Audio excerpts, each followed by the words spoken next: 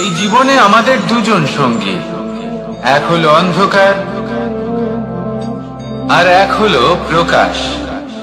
এবার যখন এই অন্ধকারে আমরা প্রদীপ জ্বালাই, সেই প্রকাশের জন্য অন্ধকার আমাদের উপর রুষ্ট হয়ে চলে যায়। এবার যদি অন্ধকারকে খুশি করতে যাও, তাহলে প্রকাশ আমাদের উপর রুষ্ট হয়ে চলে যায়। এ হলো ঠিক সেই পরিস্থিতি যে আমাদের দুই বন্ধু, তাদের মধ্যে সদ্ভাব নেই। যদি কোনো একজনের মান ভাঙাতে বা খুশি করতে যাও, তাহলে দ্বিতীয়জন অবশ্যই রুষ্ট হয়। সেই অবস্থায় আপনাকে বোঝদারের মতো কাজ করতে হবে, যে কখন কাকে সমর্থন করতে হবে, কখন কার সাথে চলতে হবে।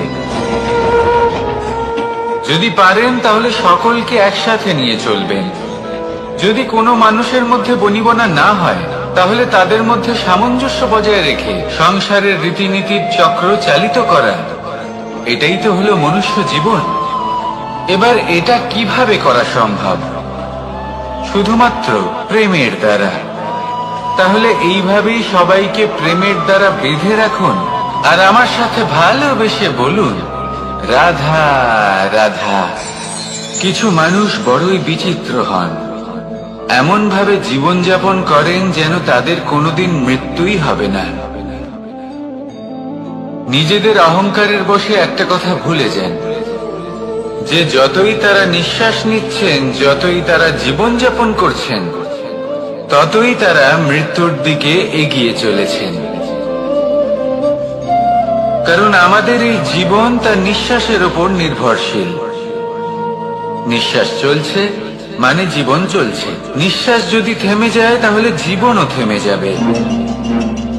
আমাদের জীবনের প্রদীপ যে কোনো মুহূর্তে নিভে যেতে পারে, আর কত সময় বাকি রয়েছে সেই বিষয়ে আমাদের কোনো ধারণাই নেই। তাই যে মুহূর্ত আমরা এখন যাপন করছি, সেটার সদ্ব্যবহার করে নেওয়া যাক। কোনো শুভ কর্ম করে নেওয়া যাক, এমন কোনো কর্ম যার দ্বারা আমাদের ব্যক্তিত্বতে এমন এক চমক আসে যে আমাদের মৃত্যুর পরেও এই সংসার আমাদের চিরস্মরণীয় করে। কারণ একটা কথা ঠিক, মৃত্যু হলো একটা অটল সত্য। তাকে মেনে নিতেই হবে, স্মরণীয় করে রাখতেই হবে। যে সময় আছে তার সদ্ব্যবহার করুন, আর আমার সাথে ভালোবেসে বলুন, রাধা রাধা। এই সংসারের সব থেকে বড় সুখ কি? কেউ বলবেন নিজের লক্ষ্য প্রাপ্ত করা, কেউ বলবেন ধন উপার্জন করা, কেউ বলবেন নিদ্রাই সব থেকে বড় সুখ, কেউ বলবেন রাজ্য লাভ করা, আবার কেউ বলবেন মাতার হাত থেকে খাবার খাওয়া, আদি ইত্যাদি। কিন্তু যদি সত্যি কথা বলি, এই সংসারের সব থেকে বড় সুখ হলো সেবা করা। কখনো কাউকে সেবা করে দেখুন। এই সেবা দ্বারা অন্য কোনো মানুষের আশীর্বাদ লাভ করাতেই সুখ রয়েছে। আপনার সেবা ভাব দ্বারা যখন কোনো মানুষ নিজের অন্তরাত্মা থেকে আপনাকে আশীর্বাদ করে, তার থেকে বড় সুখ আর কিছুই নেই। কারণ প্রত্যেক মানুষের মধ্যে ঈশ্বর বাস করেন। নরের সেবাই হলো নারায়ণের সেবা। নিষ্কাম সেবা করাই হলো সব থেকে বড় সুখ। তাই নিজের অন্তরে সেবার এই ভাব জাগ্রত করুন। যে সুখের কথা আমি বলছি, সেই সুখ অনুভব করেই দেখুন।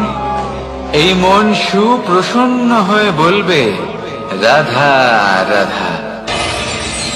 মানুষের এই জীবন, মানুষ জন্ম নেয়, একটা নির্দিষ্ট সময়ের পরে এই সংসার ত্যাগ করে চলেও যায়। এবার শুধু এটাই আবশ্যক নয় যে এই জীবনকালকে আপনি যাপন করবেন, শুধু এটাই গুরুত্বপূর্ণ নয়।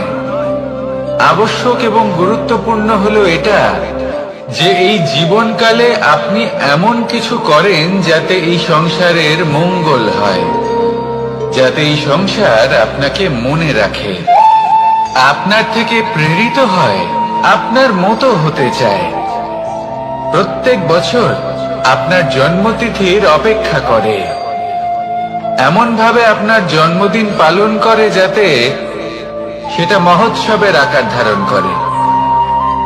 এবার এই জন্মদিন এমনি এমনি মহোৎসবে পরিণত হয় না। তখন হয় না যখন কোনো ব্যক্তি রাজার রূপে বা কোনো গোয়ালার রূপে জন্মগ্রহণ করে। তখন পরিণত হয় যখন একজন মানুষ জন্মগ্রহণের পরে এই সংসারকে কোনো শিক্ষা দিয়ে যান।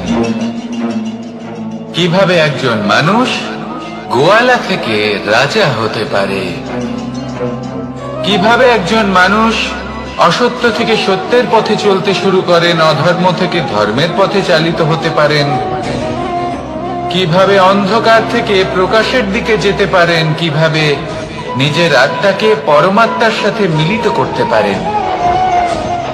তা সে রামনবমী হোক বা জন্মাষ্টমী হোক, তাদের জীবনের সাথে জড়িত প্রত্যেক মুহূর্ত একটা পরবের আকার ধারণ করে।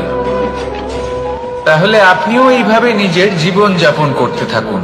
এই সংসারে শুধু ভালোবাসা বিতরণ করুন, কিছুটা এমন ভাবে বিতরণ করুন যাতে আপনি এই সংসার থেকে চলে যাওয়ার পরেও এই সংসারে আপনি শুধুই ভালোবাসা বিতরণ করতে পারেন।